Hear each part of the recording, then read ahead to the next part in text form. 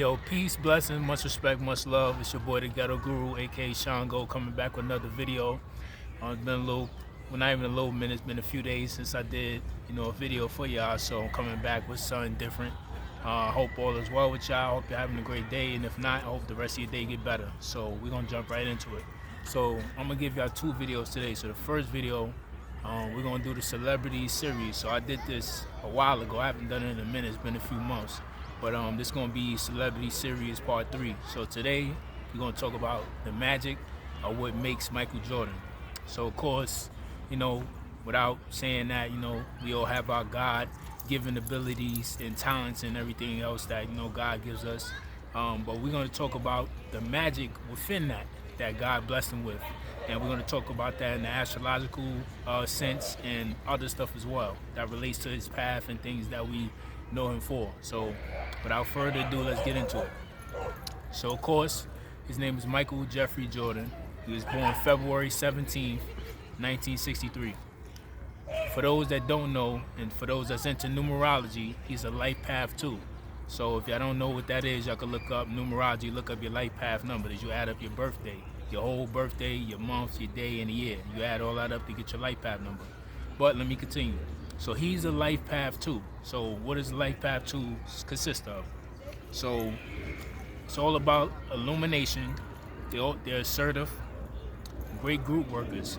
So when they say illumination, of course we know illumination also means one that brings light and shines light on things. But we're not talking about in that sense. We're talking about illumination for life path. They mean as far as all the light is on you. So there were great players that played with Michael Jordan, but everything was all about him. The light was all about him. Everything was about him. The spotlight, everything. He just illuminated. When he's in the vicinity, when he's on the court, he illuminates everything. So everything is all about him. Other people that's light path 2s as well as Kyrie Irving, Kobe Bryant, it's like it's all about them. And it doesn't mean that in a bad way. It's just that the light and the attention is always on them. When you're watching them, you're just in awe of them. It's just that they're just that gifted and talented, and there's something about their aura. So that's what it means. So that's for light path 2s. Also, I already said also D Wade is a light path 2 too. So if you think about it in that sense, Wade County, even with LeBron coming to Miami, and even though LeBron was the bigger star and the bigger presence in the NBA than D Wade, it still was Wade County even when he went there. And that's back to the illumination, because D Wade is a life path 2. LeBron is a life path 1, destined for greatness. I'll get into that other video when I do my Magic Johnson video, because he's the life path 1 as well. But life path 2, no matter what, D still was Wade County, because like I said, life path 2s have illumination. It's all light on them. So no matter that LeBron was the bigger person, the bigger presence as far as world status and global status when it came to basketball, D Wade did what he did before he came. So that's because not only because he won the championship by himself before he came with Shaq, but also his presence of what he did for that city of Miami. So we're gonna continue on about more of the magic that makes him up. So we got into illumination. Oh, also the bald head. Michael Jordan made that popular, illuminating that. The long shorts. The gold chain he used to wear in the dunk contest, the hoop earring. He popularized all of these things, and that's back to the illumination. It was all eyes on him. He was a trendsetter. That's part of him also being Aquarius. Part of Aquarius because he's in the cusp, but we'll get into that further into the video. So, but that's back to the illumination.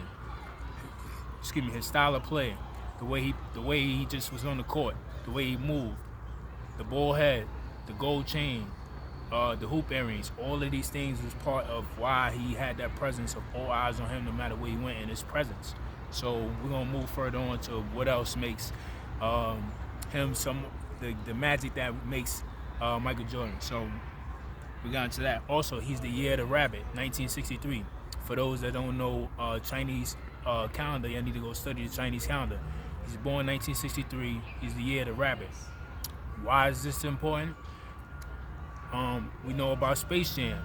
Who was on Space Jam with him, even though he had all the other Looney Tunes, who was the main one? Bugs Bunny. What is Bugs Bunny? A rabbit. There's no coincidence that he's born the year of the rabbit, and they had him in Space Jam with Bugs Bunny. Even further, what's one of the most popular, if not the most popular Jordan that he has? The 8s, which are called what? The Bugs Bunnies. So we got to realize that when it comes to these things, the symbolisms of the universe and different things in our lives, and not just the people that we see on the global stage lives, that happen in our lives too. That's why you got to look up your makeup and connect the dots. But when you look up these things, you'll understand why certain animals or certain things in your life connected to you all your life. It's because it's within you. Everything that's within you is reflecting your outer world. Nothing in this world is coincidence. So that's back to that. It's no coincidence that he's born the year of the rabbit. It's no coincidence that he was in Space Jam with Bugs Bunny. It's no coincidence why one of his most popular sneakers, if not the most popular out of all his sneakers, the Bugs Bunnies, which is the Jordan 8s. So that's back to that. So as well, that also represents him being able to jump high, that ability to jump high like a rabbit. That represents that too. It's the reason why he had springs like that on the court and was able to jump over people and dunk like that or stay in the air like that. That's back to the abilities comparing to the rabbit. Also,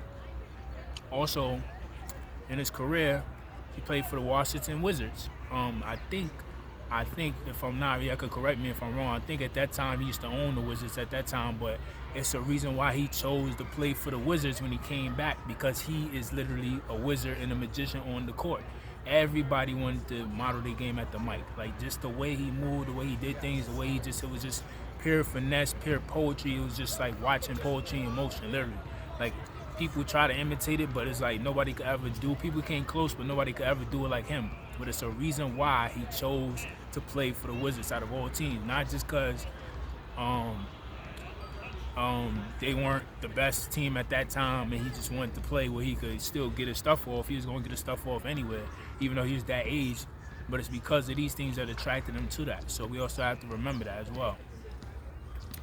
When it comes to now, I get to the Aquarius part. So he's in the cusp. He's February 17th, but that's in the cusp of Aquarius and Pisces. So the Aquarius part, that's an air sign. It's a reason why it's no coincidence. There's no coincidence why they used to call him your airness, because of how long he could stay in the air and the things that he did while he was in the air and the hang time he had. It didn't look human. But it's not a coincidence why they nicknamed him your airness, and he's a air sign.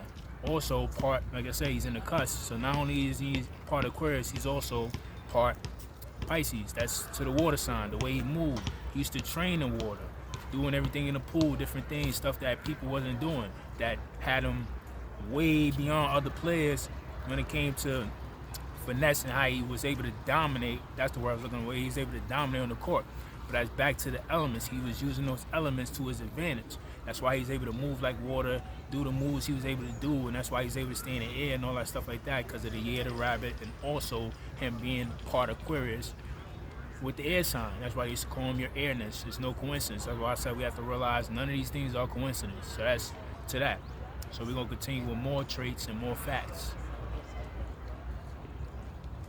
So we got that about that.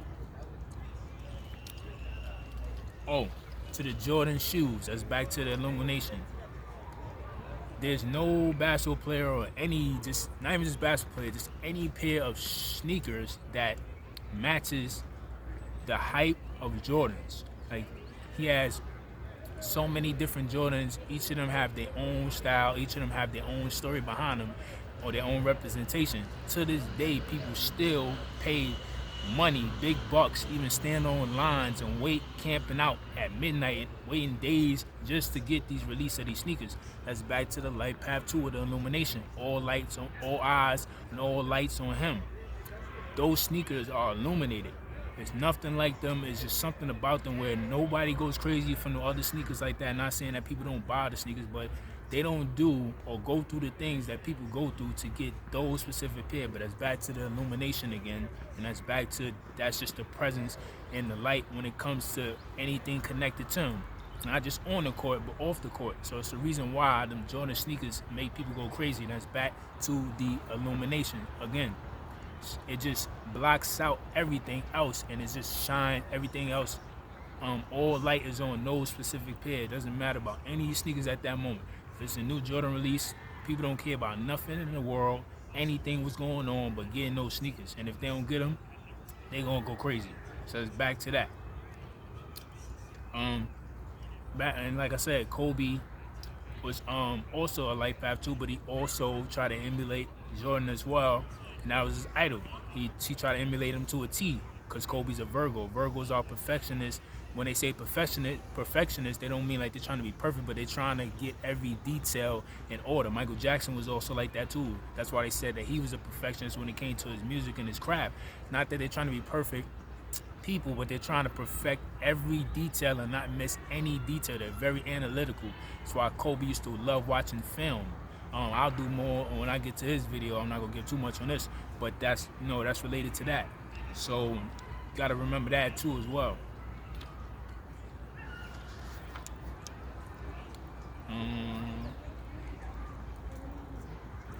Oh, when it came to the Aquarius, him being the Aquarius and in the cusp of Pisces, that's why he could come off a little harsh, because Aquarius have the tendencies to be cold-hearted. They are born during the coldest, the couple coldest months of the year, which is February.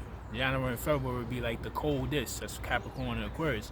But that's why he was come off very cold when he was on the court, when it came to winning, when it came to his teammates not stepping up to the plate because he wanted to win. So if you weren't going to be practicing hard or going hard on the court or giving your all, he was going to make sure he forced you or pulled you to that finish line so he can get to his goal to win them championships, because he was about winning. He's about his legacy. So, but that's how a leader has to be sometimes. It's not always going to be pretty and sweet. Sometimes a leader got to drag you behind to that finish line when people don't want to put in that effort or they don't want to put in that same type of work. And also with the Pisces, that could come off harsh and everything, the water sign, and that could just come off harsh as well as the Aquarius. So and Pisces can sometimes, they get to that point, they can be very disrespectful, and yeah, it could be very disrespectful towards others when they come to expressing their emotions, because that's the water sign. So he was a very good trash talker. He was a very good person to get inside people's head when he needed them to do what he wanted them to do, or to get inside his opponent's head to throw them off their games. So these aspects are why you used to see him act like that on the court, or do certain things in practice, or towards certain teammates. If they're not careful, it could go overboard, which sometimes it did go overboard. He might have hit a teammate, or he might have said something too crazy, and he had to go apologize about it later. But these are the aspects that makes up the magic of what we know Michael Jeffrey Jordan to be. The life path number, the Chinese zodiac, all those things, and this is why. There's no coincidence why these things match up to all the nicknames and other things that we know him as, or we see him do. So that's it for the video, not too much. That's basically it. So I'm gonna get into the second video after this. I hope all is well with y'all. Keep doing your thing, stay goal oriented. Like I always say, whether we run, whether we jog, whether we sprint or crawl, because life is that hard. Sometimes you can't run, you can't jog, you can't sprint. Only thing you could do is crawl to your destination. But like I always say, somehow, some way, we gotta make it to our destination someday. So peace and blessings, much respect, much love. I love y'all, and I'll see y'all in the next video for the next topic. Peace.